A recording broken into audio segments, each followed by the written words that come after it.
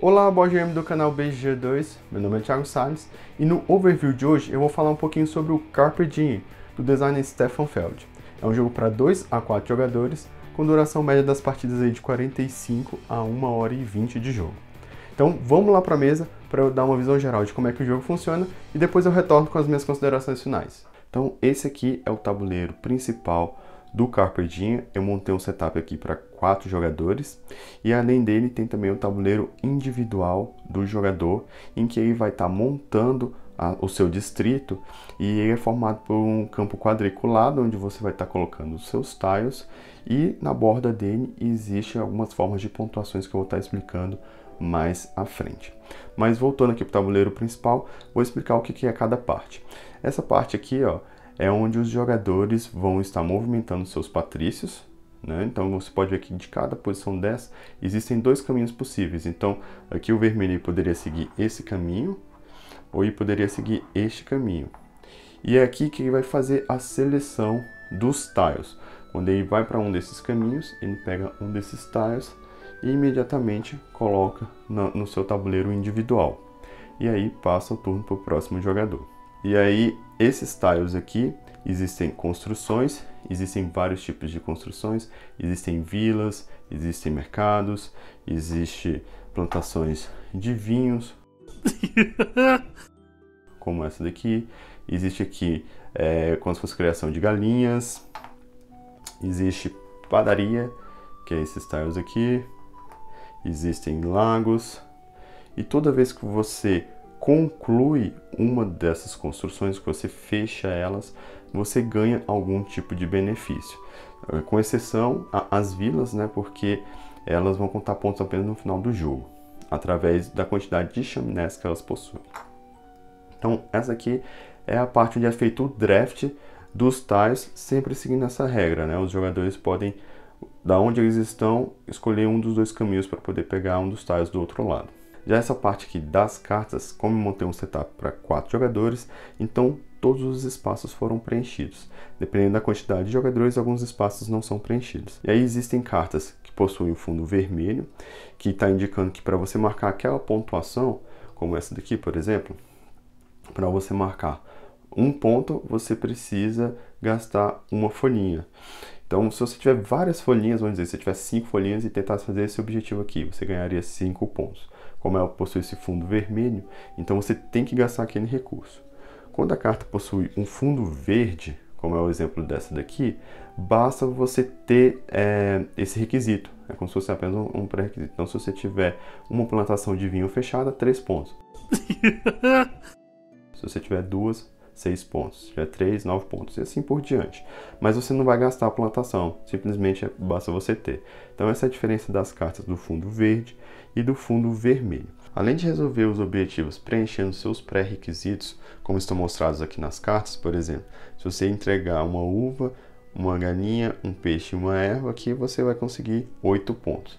Você pode resolver também utilizando as moedas, né? Então a moeda, como ela é um recurso coringa, você poderia pagar 4 moedas, né? Que é o equivalente a 4 recursos, e aí você estaria resolvendo essa carta.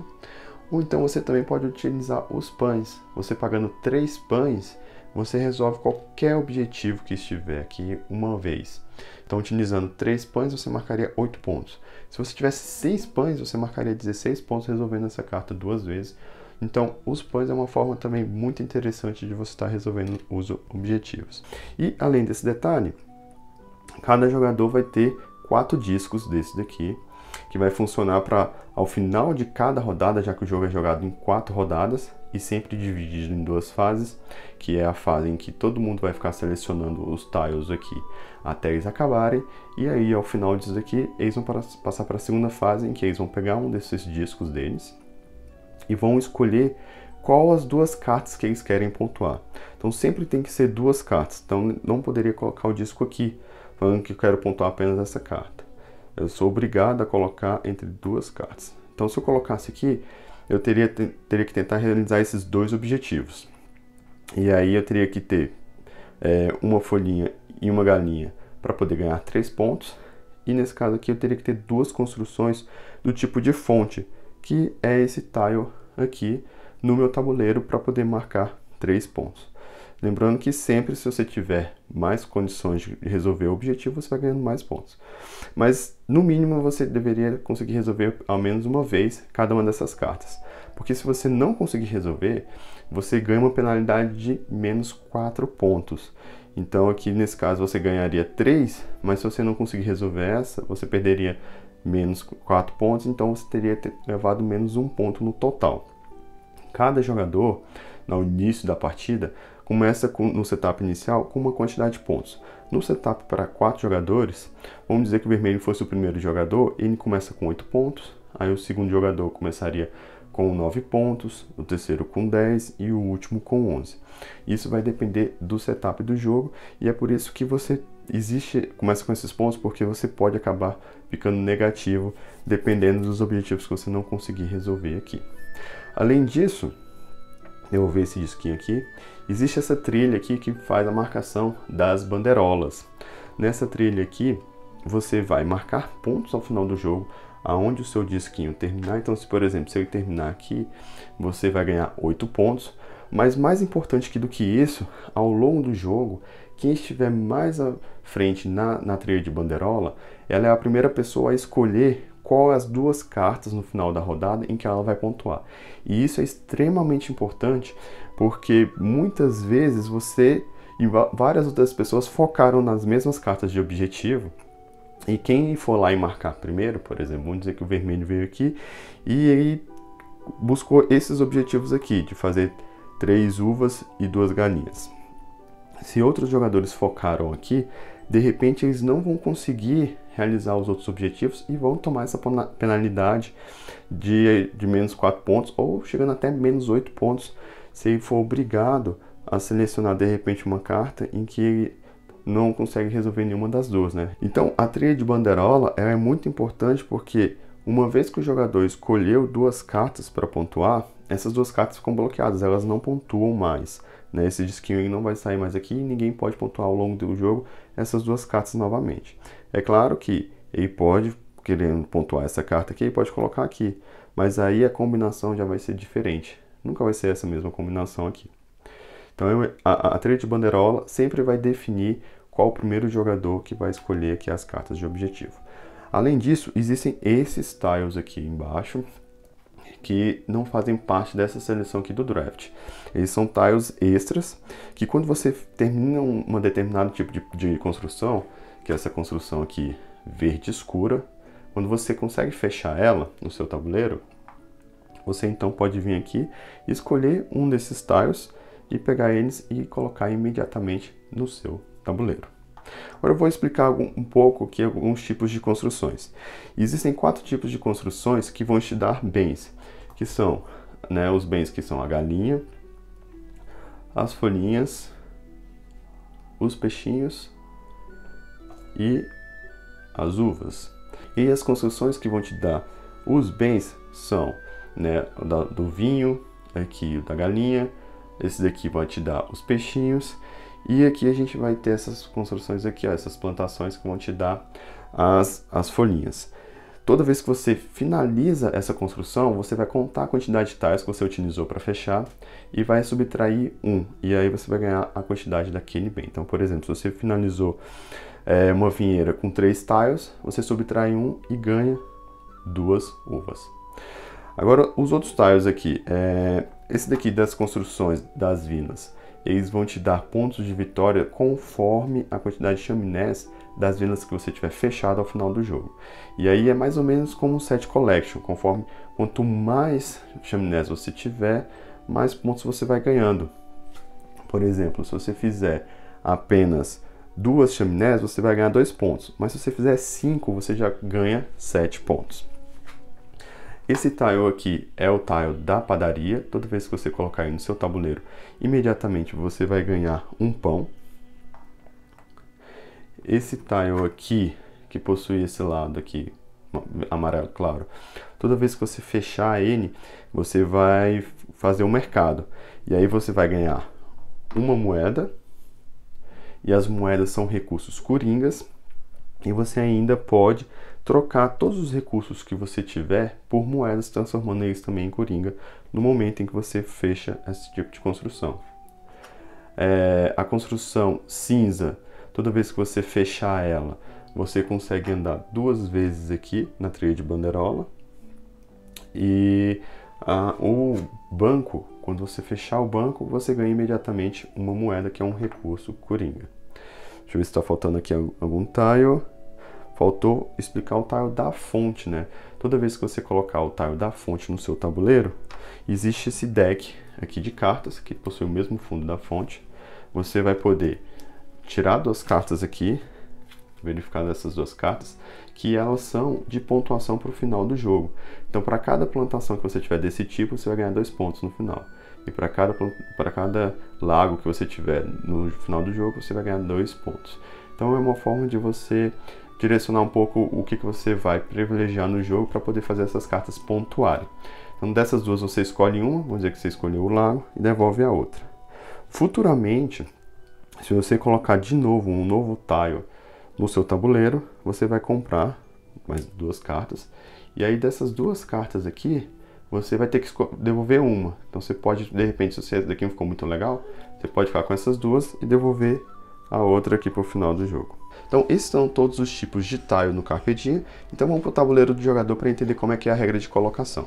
Esse daqui é o tabuleiro do jogador e esse daqui é a ajuda que aí vai ter para poder consultar os tipos de construções. Inclusive, eu acabei esquecendo de falar um tipo de construção, que é aqui a construção que te dá pães, essa aqui de marrom escuro. Toda vez que você construir ela, ela vai te dar 2 pães. E além disso, você vai colocar aqui os seus recursos que você for adquirindo. Então, conforme você for ganhando peixinhos, vinhos, você vai colocar nessa região. No final do jogo, para cada bem que você tiver aqui, você vai dividir por 2 e vai ganhar a quantidade de pontos, né? Os bens que você não utilizar. Inclusive, de tiles que de repente você pegou e não conseguiu colocar ou optou não colocar no seu tabuleiro, você também vai deixando aqui porque ele vai entrar nessa soma para poder fazer a divisão e marcar os pontos. Mas vamos entender aqui o tabuleiro do jogador. Aqui, ó, existe a grid que você vai estar colocando os tiles nesses quadradinhos. Então você sempre vai colocar o tile nesses quadradinhos. Aqui em volta existe pontuações bônus, que eu vou explicar como é que elas funcionam. E aqui tem essa pá, que é sempre onde você vai iniciar o seu distrito. Então, quando você comprar o seu primeiro tile, você é obrigado a colocar nessa posição. E a partir daqui, você vai colocar todos os outros tiles adjacentes, algum tile que já esteja no tabuleiro, e sempre respeitando o tipo. Então, se você colocar esse tile aqui, os próximos tiles vão ter que ser com grama em volta e obrigatoriamente aqui vai ter que ser uma criação de galinhas para poder estar continuando esse tile ou então fechando ele. Então sempre você vai respeitar o tipo. A borda ele é sempre de grama, então quando você for colocar aqui algo na borda, tem que ficar grama com grama. E aqui, obviamente, vai ter que ficar com galinheiro. Além disso, existem essas bandeirolas aqui, né? Que para que servem? Toda vez que você construir um tile que for em cima da bandeirola, você retira essa bandeirola aqui e anda mais um no trilho da bandeirola. É uma forma de você ganhar pontos e também ficar à frente dos outros jogadores na trilha de bandeirola para poder escolher as cartas de objetivo no final da rodada. Agora vamos entender como é que funciona aqui essa pontuação bônus, que ela é dada por tipos de construções que você fizer aqui ao longo do jogo. Vamos pegar esse exemplo aqui, que está falando que se eu construir aqui uma criação de galinha, eu vou ganhar 5 pontos. E aí como é que funciona? Eu vou pegar aqui, ó, essa setinha, vou imaginar uma linha aqui, cortando o tabuleiro. E se eu fizer uma construção que essa linha corte, basta cortar um tipo de galinheiro aqui, eu vou marcar esses 5 pontos no final do jogo. E isso precisa acontecer apenas uma vez, você só pontua uma vez. Então, mesmo que eu tivesse uma criação de galinha aqui e depois tivesse feito outra aqui, e essa linha estivesse cortando as duas, eu apenas ganharia 5 pontos. E aí aqui funciona da mesma forma. Isso daqui seria 4 pontos se eu fizesse uma administração, que é do tipo cinza. Aqui 5 pontos se eu fizesse um lago aqui. E assim por diante para todos os tipos de construções.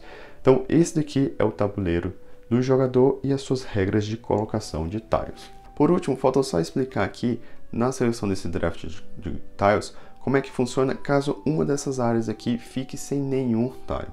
Por exemplo, vamos dizer que essa região aqui ficou sem nenhum tile, e essa região aqui também já todos os tiles foram selecionados. O jogador vermelho só teria a opção de vir para cá ou para cá, e nessas duas regiões não possuem mais tiles. Então, caso isso aconteça, não tem problema. Ele vai até aquela região, e dessa região aqui, agora ele tem que escolher uma outra que possui tile.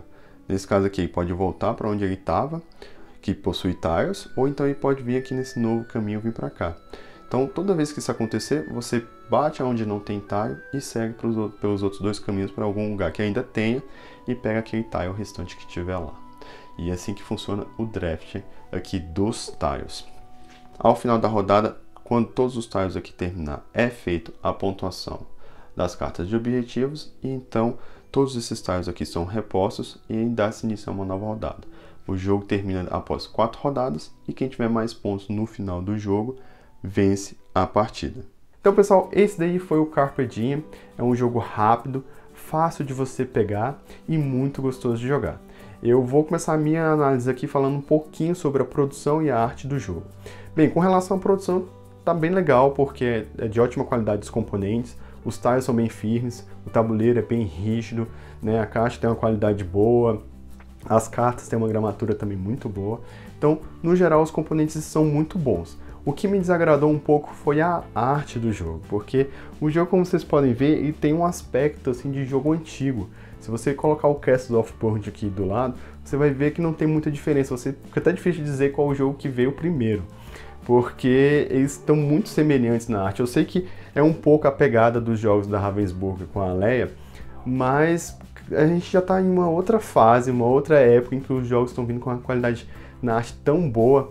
Vídeo exemplo ali do Coimbra, que ele fica tão bonito na mesa, com a arte tão chamativa, né, com as cores bem vivas. Então eu não acho que os jogos euros precisam ser esses jogos assim, né, com a arte meio caidinha, ou então com uma arte que não chama muita atenção. Por exemplo, existem, né, os tiles com as construções, que aquelas construções poderiam ser diferenciadas. Então, todas elas têm o mesmo formato, e um formato bem feio, né, que nem lembra muito assim uma construção. Então poderia ter caprichado mais ali.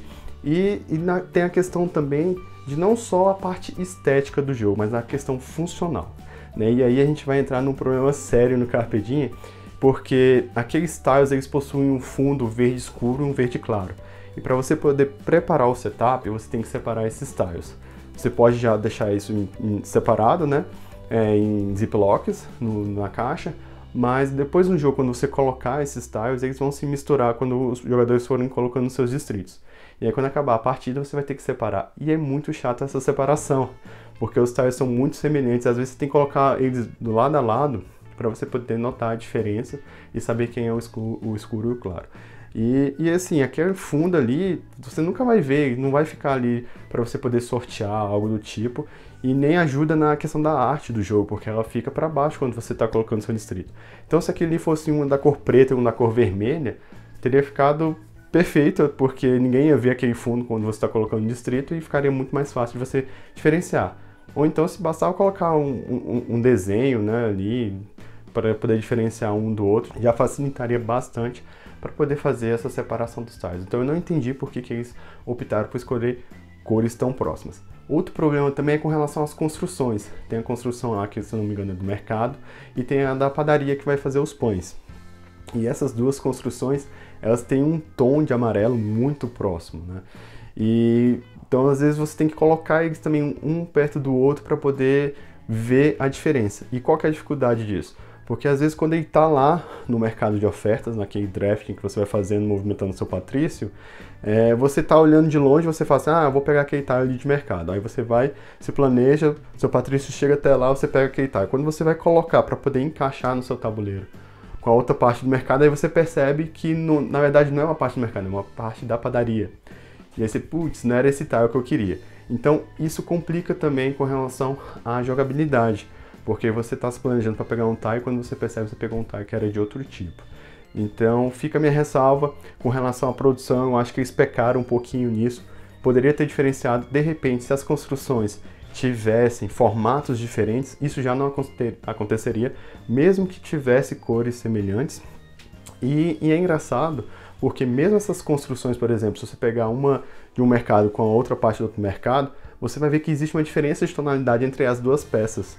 Então elas não são idênticas, né? Parece que ela tem meio que um degradê, e aí acabou que elas não são iguaizinhas, e aí isso dificulta ainda mais. Outro fator que eu percebi também jogando na mesa é que para pessoas daltônicas ele não é um jogo muito friendly, né? A gente teve uma pessoa na mesa que tem daltonismo e ela teve dificuldade para poder diferenciar os tiles, então a gente tinha que estar ajudando ela a poder perceber qual eram os tiles que estavam na oferta para poder conseguir colocar no seu distrito. Então, mais um ponto em que se tivesse formatos diferentes, já teria resolvido essa questão também.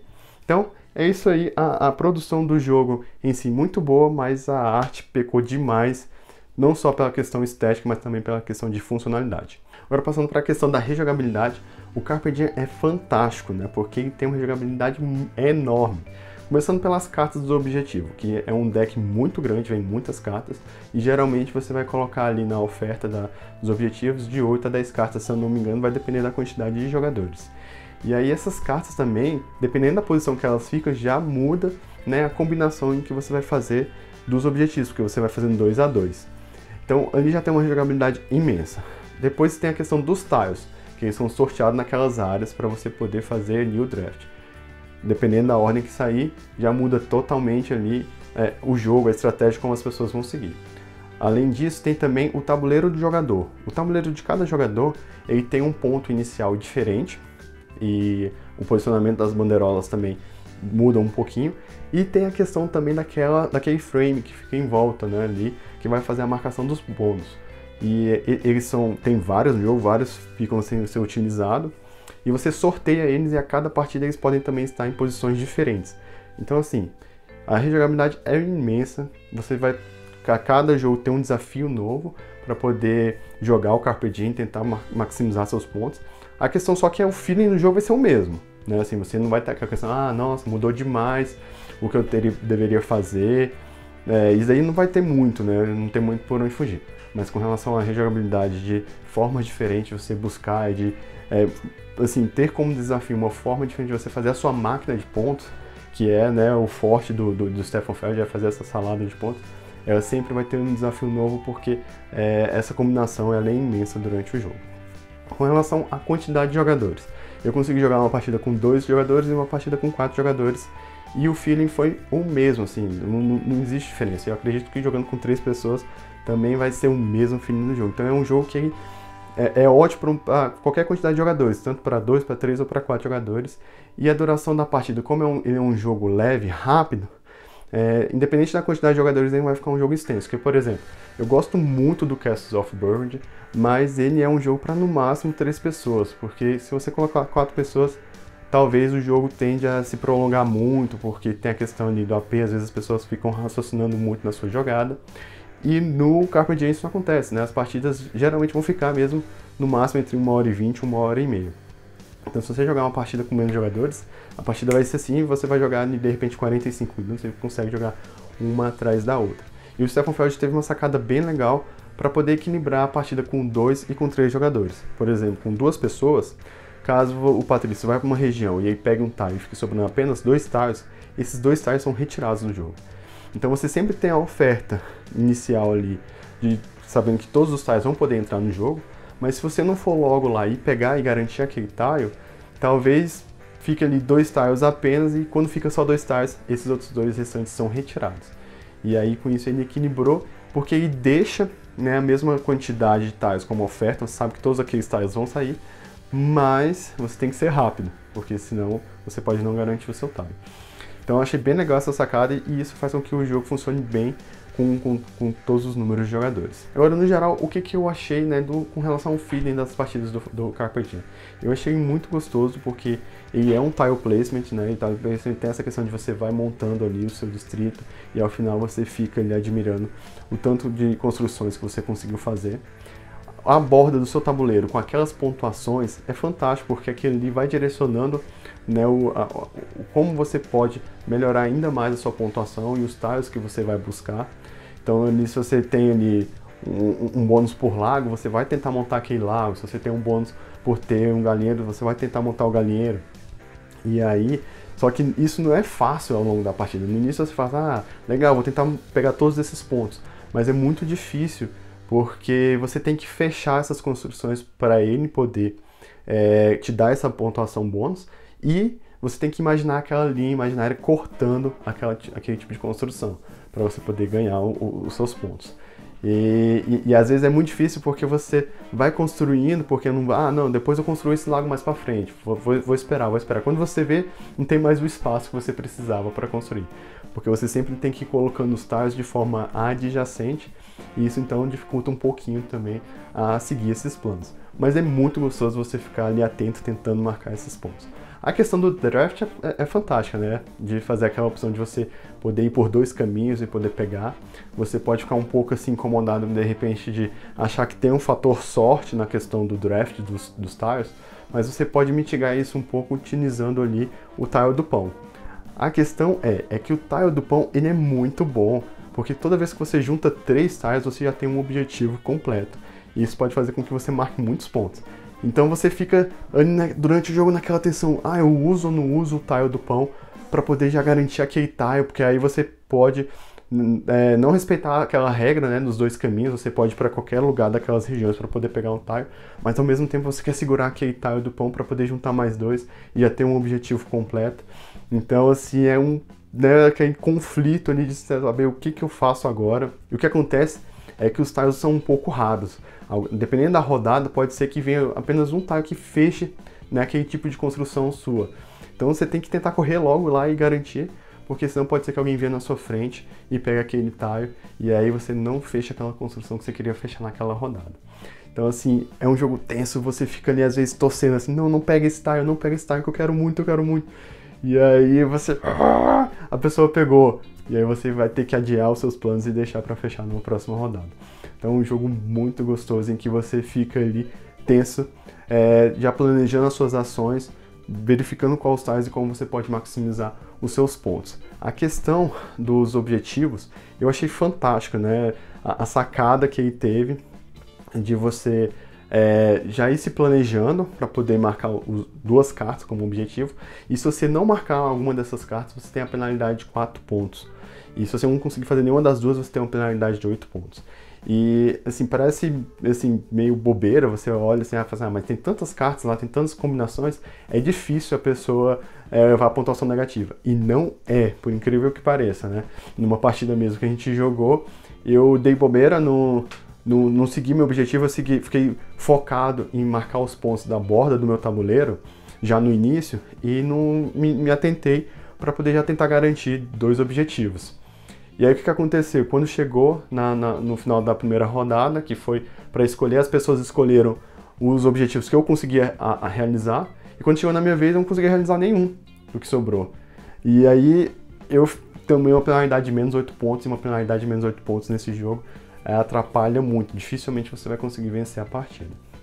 Então, você iniciou a partida, você já olha aqueles objetivos e já vai tentando fazer um planejamento a longo prazo para você poder resolver esses objetivos e ir construindo a sua vila, atendendo também ali os bônus e também tentando pegar o máximo de bandeirolas, porque são as bandeirolas que fazem com que você escolha primeiro as cartas de objetivo. E isso é muito legal, porque às vezes você tá ali você planejou bem ali o seu distrito, por exemplo, fez muitas vilas e tem alguma carta de objetivo lá que vai pontuar as vilas. Mas se você ficou por último, e outra pessoa vai lá e pega aquele objetivo, aí já impediu de você pontuar as suas vilas. E inclusive aconteceu isso na nossa partida, né? Que uma pessoa estava com uma vila enorme, com várias chaminés, e aí ela ia ganhar bastante pontos, só que ela estava por último lá nas bandeirolas, então ela não conseguiu escolher os objetivos que ia fazer ela marcar muito ponto. Então, equilibrar, né, todas essas variantes, a ordem de pegar os tiles, como pontuar melhor no seu tabuleiro, quais os objetivos que eu vou fazer, crescer ali na trilha da bandeirola para poder você chegar em primeiro e poder escolher os objetivos antes.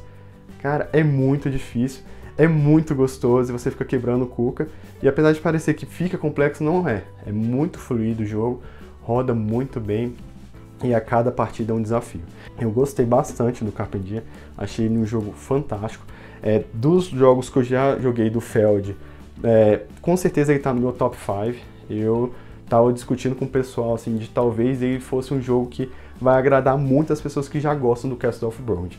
Talvez para algumas pessoas ele passe a ser até melhor que o Castle of Bronze. No meu caso eu ainda preciso jogar mais para poder saber qual dos dois eu gosto mais, mas certeza é um jogo sensacional, um excelente Feld, como a gente já não via há muito tempo. E aqui na BGG a gente tem os selos para poder indicar se o jogo é bom, se o jogo é ótimo ou se o jogo é excelente. Apesar, né, da arte do Carpe Diem ter pecado um pouco, mesmo assim eu acho que ele merece o selo ouro da BGG, porque é um excelente jogo, vale a pena conhecer. Espero que ele venha aí em breve para o Brasil, porque é um jogo que a galera vai curtir bastante. Se você curtiu, deixa seu joinha aí, que ajuda bastante o nosso canal, e eu vou ficando por aqui. Até a próxima. Fui!